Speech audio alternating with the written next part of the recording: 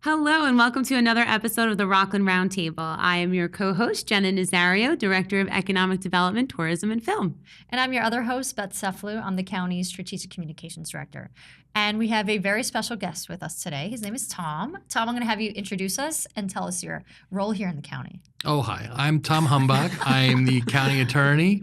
I'm the civil attorney for the county, and we take care of all the civil matters in the county as well as the bus patrol program. Well, yeah. So there are a lot of things that we could talk about with you because you are the county attorney, but we are going to just focus on the bus patrol program today.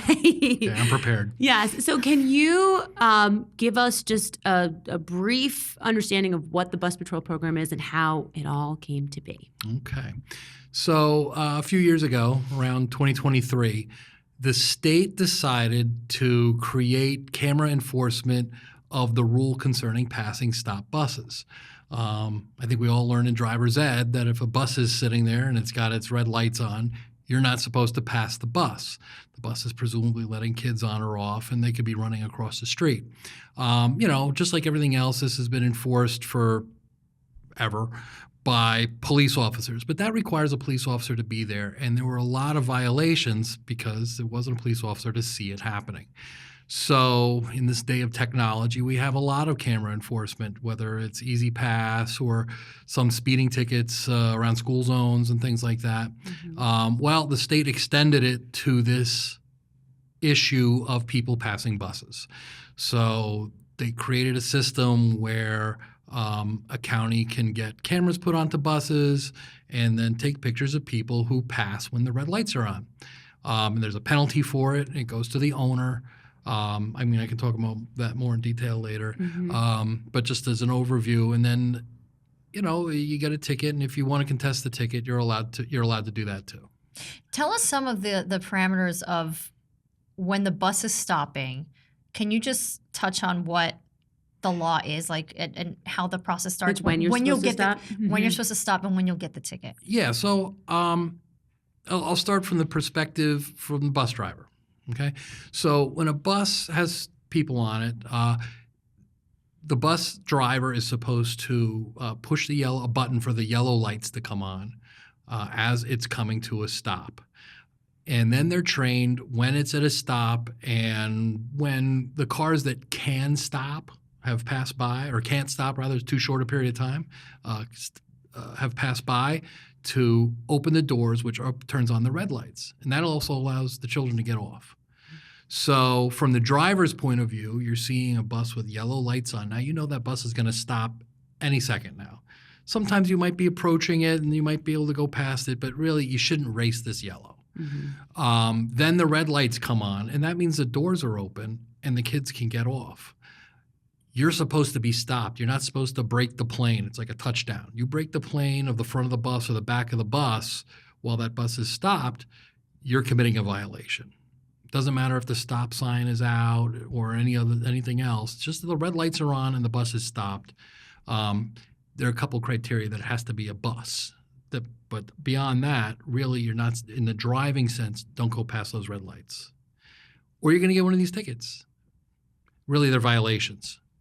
A ticket is something that's a criminal procedure. This is civil, which is why my office does it. Mm-hmm. So really, they're violations. A lot of times we say tickets. So during this podcast, if we say tickets, it's really a civil violation. Mm-hmm. Right. Which is good to point out. Yeah, exactly. Because I get the words interchanged sometimes too, right. Tom. And then the violation then goes to the owner of the car, the registered owner of the car, right? It doesn't matter who's driving it. It goes to the owner. Because you're not getting pulled over or getting a ticket. You're just getting something in the mail saying you violated the law. Right. And in a ticket, you might get points. Right. You might have to get a surcharge and things like that. This isn't part of what we're doing, part of what the plan is here. Mm-hmm. Are people allowed to contest the violations? Yeah, so the law provides for people to contest the violations. Right now, you contest them in your local court. And it's a civil case. We have to put in papers, and then you get to come in and say something. Really, they're pretty short because it's only like 10 seconds of video is the big evidence. Mm-hmm. But you can say, whatever it is you want to say. I didn't have time to stop, whatever it is you want to say, and the judge will make a decision. Each judge is different. Mm-hmm. So In the future, we're hoping to have what we call an administrative court. They call it the Traffic Camera Violations Bureau. It's a new thing developed by the state. We have to touch more on that because you played a pivotal role in the Traffic Camera Violations Bureau, and this county did. So can we touch on a little bit more detail about your role, the idea that you had, Stephen Powers also had? We got to give him a shout out as well. Who is the Intergovernmental Relations Director, in case people don't know who that is, right? Is that Yeah, his title? there's more to his title. What's his full title? Director of Intergovernmental Relations and Public Policy. Oh, forgot For the that county, part. for the Forgot Office that of the part. County Executive. Apologies. It's a very long title. He always likes to tell. It's super long. So talk about the idea that you and Steve had and how you worked with Bus Patrol to then carry that to Albany. Right. So the county does have 19, I think, or 18 or 19 local courts, and you get your heard in the local court.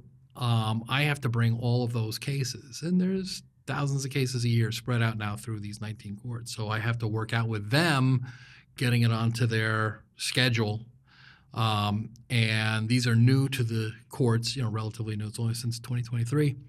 And there was a long time where we're kind of working out the rules for this because it was a brand new procedure for these courts and for us. I want to thank the Office of Court Administration for working with us on that. Finally, we got it worked out, but now I got to cover 19 courts day, night, and everything else. So that's one of the reasons why we were saying at meetings that we need to have a centralized system. Down in cities, towns, and villages, you're allowed to open what's called a Parking Violations Bureau, which is kind of a centralized place for these kind of matters. And the law allows you to go to a Parking Violations Bureau, but counties could not create them. Only cities, towns, and villages, because really they're the ones who have courts. The county doesn't have a court that's internal to the county. Look, it's a lot of legislative stuff, but what it comes down to is, so we made this recommendation and we worked with our vendor, and the state heard us and created an opportunity to have a Traffic Camera Violations Bureau for counties, which did not exist before. So this whole centralized thing. So instead of waiting for some people in this county years to get heard, we're going to be able to put both that backlog and the cases coming up much quicker. Justice delayed is justice denied. If you have an argument about what your violation's about, you're going to get it quicker. The judges in this Traffic Camera Violations Bureau are going to be experienced attorneys with years of experience, by law required. There'll be a central location for it. I'm hoping it's in New City or Pomona here. You'll be able to have a lawyer there, and it'll be just like a courtroom, and you'll be able to put on your defense. Interesting. So let's go back. I mean, that's incredible that you got the states actually agreed to that, because again, streamlining a process, I think the county is always notorious to having the reputation it's slow, and people don't trust that because it's slow. And so streamlining that process and getting things moving quickly is always a nice thing to hear. It also helps the courts. Well, I'm sure they have so much exactly, on the their plate as backlog. well, Yeah, with absolutely. other items. So it takes this one thing off their plate. Exactly. Right. But let's go back to the whole bus patrol program, because, you said something that the red light is when you're supposed to stop, not the stop sign. How many people actually do that? Just starting from the beginning here. Well, a lot of people do it. Rockland actually has, at the point where we started keeping statistics, which is when this program starts, one of the lowest rates of offenses in the state. Maybe in the nation where these statistics are kept based on the camera violations. Mm-hmm. In a lot of places, it is 33% of the violations are found on these bus cameras, whereas in Rockland it's only 10%. So we're only a third of where other places are. That's great. In terms of our numbers. So that's very encouraging in the first place. Look, this is not about the drivers. This is not about the bus drivers. This is about making sure kids don't get hit. And I can tell you, every week I look at film where kids are almost hit. And once in a while, when a child is hit, Yeah. that child could get killed or badly injured by being hit. So this is like a preventative measure, this rule, and it really doesn't take long to follow it. Some people have misconceptions about when they need to stop. I mean, you see that yellow light, you should be slowing down. It's not like a light at a traffic light? a traffic Mhm, light at four mhm. corners. Mm-hmm. When it's yellow, yeah, you're supposed to slow down. That's what your driving instructor told you, and that's what you should do. Mhm. The consequences are a little bit less. There's going to be a four-way red. You know that there's going to be time, right? And maybe you take that risk, even though you shouldn't. Mm-hmm. When that light turns red on the bus, a child is getting off then, or there might be a child across the street from the bus. So you're looking at the bus, and there's a yeah. child on your left when the bus is on your right. Right. And that child might be crossing, and you're not even looking in that direction. Right. To get And on I've the seen bus. that film. I've seen Yeah. that film many, many times. So kids coming out of their driveway or whatever, and they're crossing the street, and the person just zooms by. I had one that was particularly scary. That was a child did cross the street, got in front of the bus. So they're not going to get hit by a car coming from the other direction. But then they were carrying a pack of index cards or something like that, and the wind took it, or he dropped it, or whatever it was, and they blew back across the street. The kid's going to Ran pick up back? Oh, he was running no. back, and a car barely missed him. Oh my gosh. This is why we have the red light, Mhm. and look, one of these tragedies is enough to justify this. Yeah. Yeah. No one wants a child hit by a car. So, and it doesn't matter if the road is 2 lanes wide, double yellow, not double yellow. Yes, that's a good thing to 4 point out because Yeah. people don't always remember that if it's a multi-lane road and you're on the other side in the other direction, Still that matters. you still have Mhm. to stop. Yeah, right. And, if it's a 4-lane road, let's take it's local to New City, Route 304. Mhm. Mhm. You have to stop. One of our biggest places where there are violations detected, is in Nanuet by White Castle. And the road is literally 6 lanes wide. On 59. Yeah. And is that why there's so many violations there? Is that Because the- people Because in the people- farthest lane are driving by? Is that it? People kind of don't realize. They're They not paying don't know. attention. Right. But really, you have to stop. And we didn't make this rule. Mm-hmm. The county did not make this rule. This is a rule from the state. A police officer could pull you over for it. This camera system's just detecting it. Mm-hmm. So just please be conscious when you see buses. Look for the first thing you see a bus. First thing you look for is those lights. They're bright. You're not going to miss them. And follow what they say. Yeah, I think another thing people criticize us for is the amount that the fines are for the violations. But again, that's set by the state, Yeah. and not by us. That's again in the state legislation. We can't do anything about it. We can't ask for less. We can't say, you were sneezing or whatever it is. Lenient on you. Is it higher if you get stopped by a cop, or is it the? Do you know? Or do you have any? It's idea the same, but you get a lot of points. Yes, Ah, which yeah. is worse, I think, than the price tag Yes. of the violation. All right, so the state brings this in, the county adopts it. They say, yes, absolutely. How did you get all of the school districts? Like, how did this all start? Did the school districts come in one at a time? Like, what happened? What was the process? So we actually have to make an agreement with the school districts. We can't just command this out. So the school districts are our partners in this. So when it started out, we notified all the school districts this is happening. And you know what? They've all been terrific. Every single one of them. Some of them are more complicated than others because they're bigger. They got more things going on than other ones. But doesn't matter which one. They've all been very cooperative. So that we sign an agreement with them that they buy into this, and then all their bus providers, whether they're private or internal to the school district, then agree to have these cameras installed on their buses. Mm-hmm. It took a period of time. I think Pearl River was the first school district. They were like kind of our pilot program, and we got that agreement done. And there was a long warning period. We did it all summer with no violations.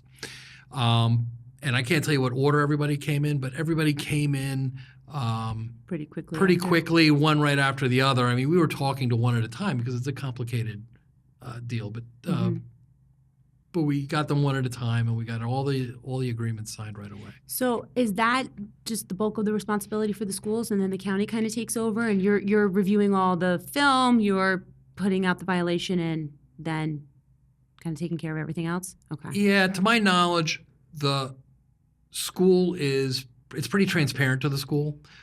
They can they have to make sure that the buses are in working order and that the buses are certified as having all the equipment they need to have and things like that. But beyond that, they don't do any of the enforcement. Okay. That's entirely on the county. So it's a little bit of it is automated. Like, you know, when somebody passes the system knows when the bus stops. And the lights are on, so here we are. We're set up to look for violations, and then the camera will take a picture of your car at the point where, and your license plate, and video you passing by. You hypothetical person who's I'm not going to blame anybody, but who you're going by. You get a film of you from when you appear in the camera to the time you pass the bus. It shows a little yellow dot or a red dot, depending on what the lights are on, because it's the same circuit. So when the lights are on, it's powering the circuit to show in the camera. So we know when it is. It gets time stamped with down to the second, so we can see how things are going, how long everything is taking, and then that then gets transmitted to the vendor, who then takes a quick look at it, make sure all the cameras are working, make sure everything is in order, kind of just a brief initial review. And then it goes to our sheriff's department. Okay. And our deputies spend quite a few hours a day reviewing these to make sure it's a violation, right? To put the human look on it. It's not a machine. It's not an AI doing this. It's a human being looking at the film and saying, yeah, that person passed the bus while the red lights were on. We're going to send a violation. So the violation is sent, and you get it, and you have an opportunity to either pay or ask for an adjudication, Yeah, right? yeah. And you also get all the film, so you could see yourself Yes. doing whatever it is you were doing, Yeah, yeah. and make your judgment. No, but we're trying to be fair. Look, Right. there's no sense in like trying to trick somebody into paying or something like that. We give you what you need to make your own decision about it. Well, it's Yeah. nice to hear that people are looking at it. It's not just a computer making a determination without someone saying, well, all right, that is a clear violation or not. So that's encouraging The to hear. robots Yeah. have not yet taken over. Exactly. We had a whole AI episode, and yes, in some departments they are, maybe a little bit. But Yeah, his department, Yeah, actually. exactly. Again, we're only talking about this. You know, the plus side, the one thing people will complain and think it's a money grab for the county, this program, but they have to remember that it's a completely violator-funded program. The county did not have to shell out any money to invest in this equipment. Bus Patrol fronts all the costs for everything, equips the bus, and I think it's about $7,000 per bus installation. And then they also still do a lot of back-end stuff, like the review of the footage. They meet with us monthly. They do a lot of things still to help us facilitate and implement this program.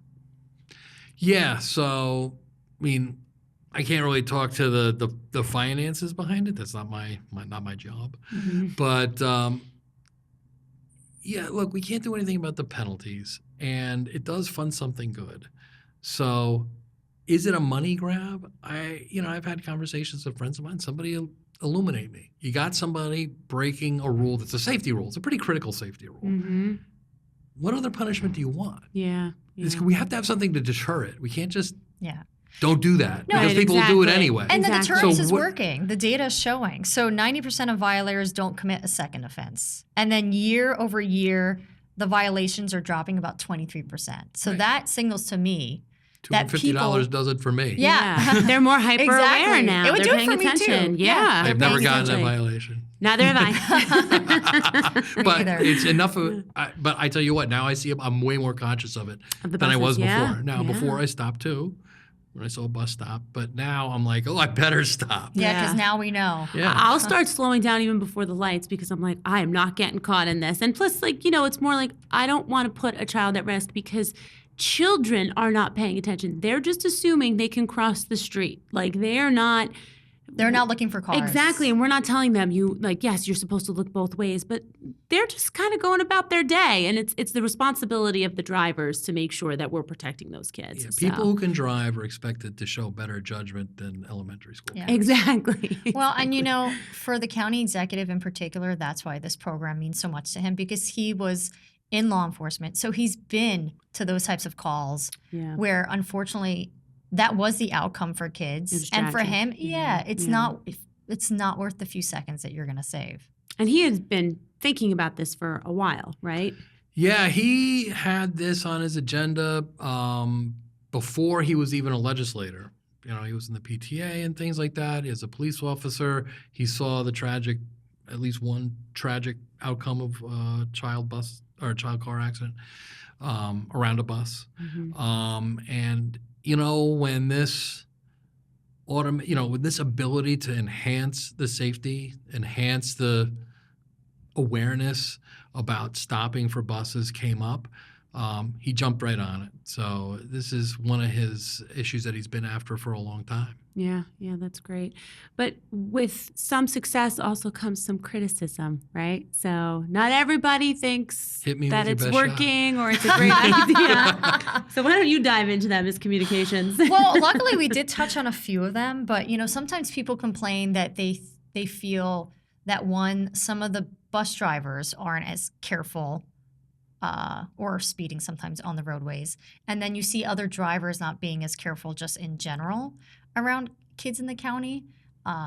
Is there anything you want to add to that? I don't know. I have no problem having cameras showing the bus drivers and their violations. Well, we do allow the school districts, they have the choice to install the cameras internally. So if there is something that goes wrong on the bus, they could do that and They then have look footage, and see, yeah. was the bus driver distracted? I want to remind people at home that we don't train the drivers in Right. that capacity. We mhm. just train them on the technology and putting up the sign and stuff. So in terms of their driving, that's really on the transportation company or the district, Yeah, correct? the state is focused on a particular law. Vehicle and Traffic Law 1174 says don't pass buses. This particular is a different law, 1174-A, which says you can use cameras to enforce 1174. Yeah. Does that mean the bus drivers shouldn't be following the law? Does that mean that all the drivers shouldn't be following all the other laws? No. But right now, we have one tool, and we're using it to good effect. But should the drivers and bus drivers be following all the other rules? Absolutely. Absolutely. Maybe someday in the future, there'll be some kind of automated enforcement of that as well. Yeah. I don't know. It's not for me. I'm not an assemblyman or a state senator or anything like that. Not Right. governor. Right. But and one day when it is, the same standards will apply. Yeah. What is the process for the Traffic Camera Violations Bureau? Because obviously that's going to All right. definitely change the game in the way we can move this program forward. So it's not yet in effect. The law just passed like a month and a half ago. It takes a while to kind of draft the law that we're going to have about how we're going to do it. I'm hopeful that it will be presented to the legislature soon. I need to dot my I, cross my T's, make sure everything is correct. So how it'll be a lot like one of the cases that we have in court right now. So somebody will say, I have an excuse for why this happened, or what's shown on the film is not a good representation of what actually happened, or whatever it is. And then it'll be given to this Traffic Camera Violations Bureau, which will have a back office, and they will set up a date to appear. And, the way I'm picturing it, maybe it doesn't always have to be in person. Maybe we can do it by video. Maybe we can do it on paper. For somebody who really thinks that they just want to get their thoughts down, they can write it on paper maybe and have this done. But, giving everybody their due process that they need to get before they get a penalty, civil as it may be.